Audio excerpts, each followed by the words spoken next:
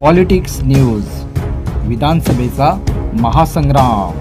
व्यापारी आणि उद्योजक यांच्याबरोबर डॉक्टर साहेब, वकील साहेब सर्वच आमच्याबरोबर चर्चा आणि अडीअडचणी समजून घेण्यासाठी सन्माननीय आमचे नेते उदय सामंत साहेब, वैद्यकीय मदत कक्षाचे अध्यक्ष ज्यांनी बोस घेऊन अतिशय चांगलं आणि आपण उपस्थित असलेले सर्व बंधू भगिनी, आपण सन्माननीय राजपाल डॉक्टर साहेबांच्या प्रचारानिमित्त आज हे चर्चासत्र आयोजित केलं।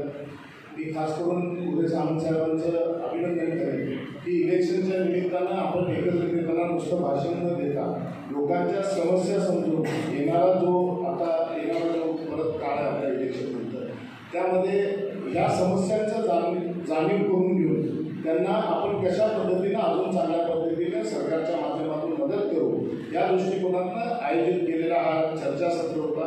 त्यामध्ये बऱ्याचशा लोकांनी आपापल्या विषयी आपापल्या अडचणी मांडल्या आणि त्या दृष्टिकोनातून त्या सोडवण्याच्या दृष्टिकोनातून आमचे सर्वांचे नेते सन्माननीय एकनाथ शिंदे साहेब हे एवढे सक्षम आहेत की त्यांच्यासमोर समस्या नेली की निश्चितपणे सोल्युशन त्याचं 2 मिनिटात मिळतं आहे आणि कधीही असं होणार नाही की ज्यांनी कधी कुठल्या माणसाला एक काय वरचं लिहिलेलं ते सुद्धा बघत नाही। त्या माणसाचं सर्वसामान्य माणूस जे येत आहे त्याचं काम होण्याच्या दृष्टिकोनातून प्रयत्न करतात असे मुख्यमंत्री आपल्याला लाभलेले आहेत आणि त्या दृष्टिकोनातून त्यांच्याबरोबर त्यांच्या खांद्याला खांदा आपल्याला उदय सामंत साहेबांनी अतिशय चांगल्या पद्धतीने या पूर्ण राज्याची पुन्हा अतिशय चांगल्या पद्धतीने गेल्या 2-2.5 वर्षामध्ये सांभाळण्याचा प्रयत्न केलेला।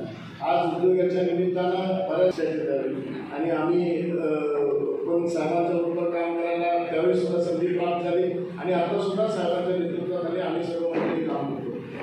गेल्या या सर्व शेती आणि शेतीपूर्वक विचार या दृष्टिकोनाचा विचार करतोय, पण इंडस्ट्रियल डेव्हलपमेंट सुद्धा ही सुद्धा खूप मोठी काळाची गरज निर्माण होणार आहे। कारण भविष्यामध्ये शेती वाटणी होत कमी होत जाते, पण इंडस्ट्री ज्यावेळी सेटअप करतो त्यावेळी इंडस्ट्री ही वाढत जात असते।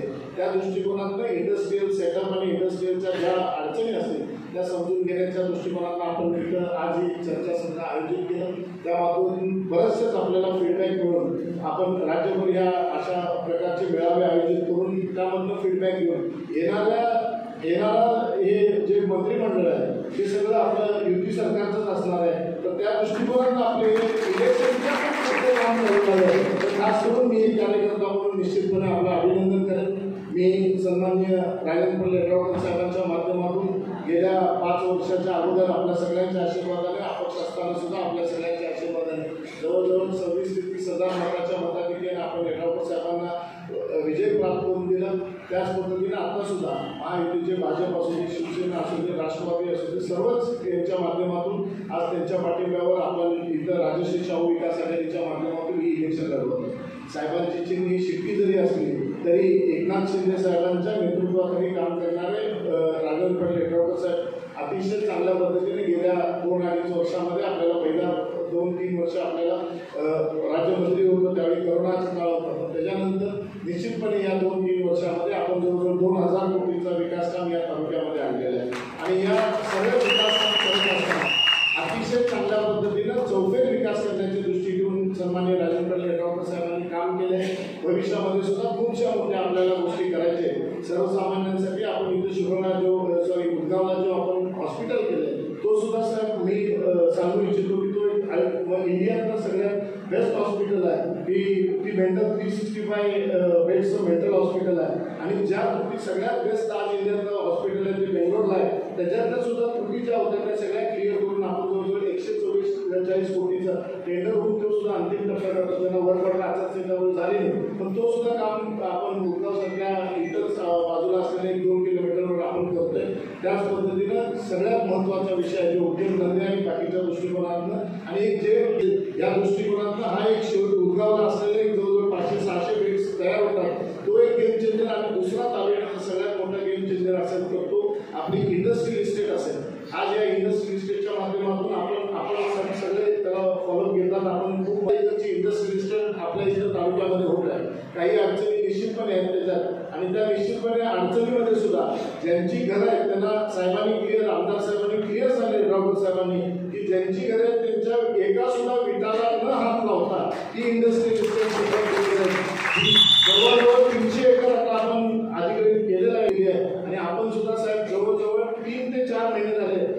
MIDCच्या इथल्या ऑफिसमध्ये कमीत कमी 4 ते 5 महिने झाले शिल्लक ठेवले होते, ते ऑर्डर आल्याला लगेच भरून टाकण्याच्या दृष्टिकोनातून, तर ती सुद्धा एक खूप मोठी या तालुक्यासाठी वरदान ठरणार आहे. कारण इंडस्ट्रियल सेटअप असू दे किंवा तिथं डेव्हलप होण्याच्या दृष्टिकोनातून सुद्धा हे खूप मोठा उपयोग होणार आहे. बाकीच्या गोष्टी आपण ज्यावेळी विकासात्मक या सगळ्या दृष्टिकोन घेऊन आमदार साहेबांनी गेल्या या 5 वर्षामध्ये काम करायचं प्रामाणिकपणे काम केले. आज या जयसिंगपूर सारख्या शहरामध्ये सुद्धा आमचा मेन मुद्दा जयसिंगपूरचा सुद्धा तंबाखू आहे.